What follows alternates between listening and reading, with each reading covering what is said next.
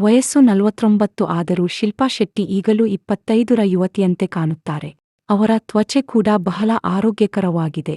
ತನ್ನ ವಯಸ್ಸಿಗಿಂತ ಇಷ್ಟು ಸಣ್ಣವರಂತೆ ಕಾಣುವ ಶಿಲ್ಪಾ ಶೆಟ್ಟಿಯ ಬ್ಯೂಟಿ ಸೀಕ್ರೆಟ್ ಅವರು ಸೇವಿಸುವ ಪಾನೀಯಗಳೇ. ಶಿಲ್ಪಾ ಶೆಟ್ಟಿ ತನ್ನ ದೇಹವನ್ನು ಹೈಡ್ರೇಟ್ ಆಗಿ ಇರಿಸುವ ಎಲ್ಲಾ ಪ್ರಯತ್ನ ಮಾಡುತ್ತಾರೆ. ಇದಕ್ಕಾಗಿ ನಿತ್ಯ ನಿಗದಿತ ಪ್ರಮಾಣದಲ್ಲಿ ನೀರು ಕುಡಿಯುತ್ತಾರೆ.